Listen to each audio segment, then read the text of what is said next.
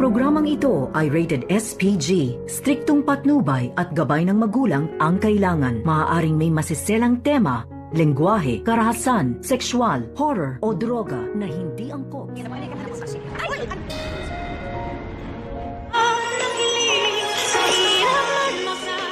Ngayong Sabado, narito na nga ang ating pakaabangan sa episode na Abot Kamay na Pangarap.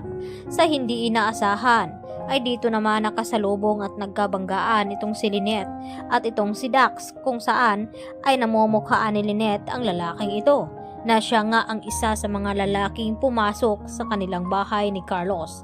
At dito naman na sinabi ni Lynette kay Diyosa na tandang-tanda niya ang mukha ng lalaki ito, at lalo nang nagsalita ang lalaki na humingi siya ng pasensya dahil hindi na daw niya nakita itong si Lynette at Diyosa. Dahil dito, sinabi agad ni Lynette kay Diyosa na kinakailangan daw na tumawag agad sila ng pulis dahil kumbinsido talaga itong si Lynette na ang lalaking nasa harapan nila ay ito yung mga magnanakaw. At dito naman nadali-dali din na umalis itong si Dax at pinuntahan nga itong si Nerissa. At hindi nga mapakali at tinanong ni Nerissa itong si Dax kung ano daw ang nangyari, na parang daig pa ang nakakita ng multo.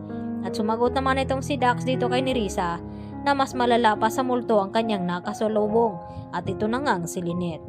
Dahil dito, bumabalik naman sa alaala ni Lynette ang pagmumukha ng lalaking iyon hanggang sa kinalabit siya dito ni RJ, at gulat na gulat itong si Lynette, at hanggang sa napayakap itong si Lynette dito nga kay RJ dahil sa sobrang takot at trauma. At agad naman na tinawagan agad nila itong si Carlos at agad ibinalita ang kanilang nasa lubong at nakabanggaan na walang iba kundi itong isa sa mga magnanakaw na pumaloob sa bahay ni Carlos. At dali-dali naman na pinuntahan ni Carlos itong si Lynette dahil nag-alala nga ito, at dahil kasama din naman ni Lynette itong si Diyosa at itong si RJ. At nagtataka itong si Carlos kung bakit pati si RJ ay naroon. Yun nga ay may dinaanan nga itong si RJ at papunta nga ito sa presinto ng pulis upang makibalita kung may update ba dito sa mga hinahanap nilang kriminal sa nangyaring ang aksidente kay Lolo Pepe.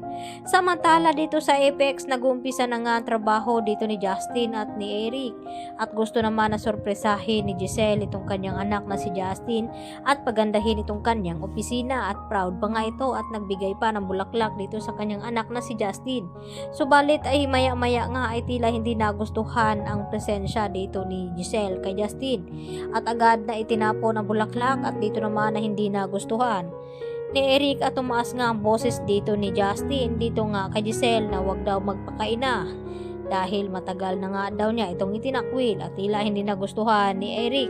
Kaya kunwari nilapitan niya itong si Justin at pinagsabihan na wag daw bastusin ang kanyang ina dahil kahit anong mangyari ay ina niya pa rin ito.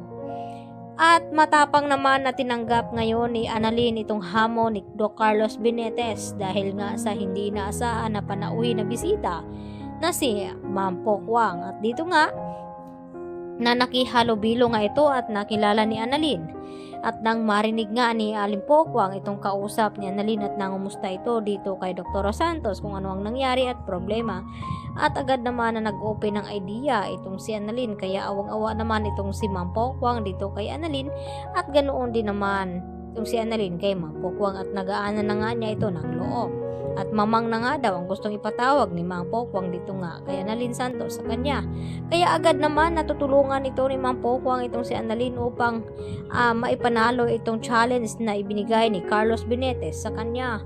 Kaya yan naman ang ating pakatutukan bukas mga kapuso. Dito lamang yan sa Abot Kamay na Pangarap. Yan lang po, at marami pong salamat. Bye!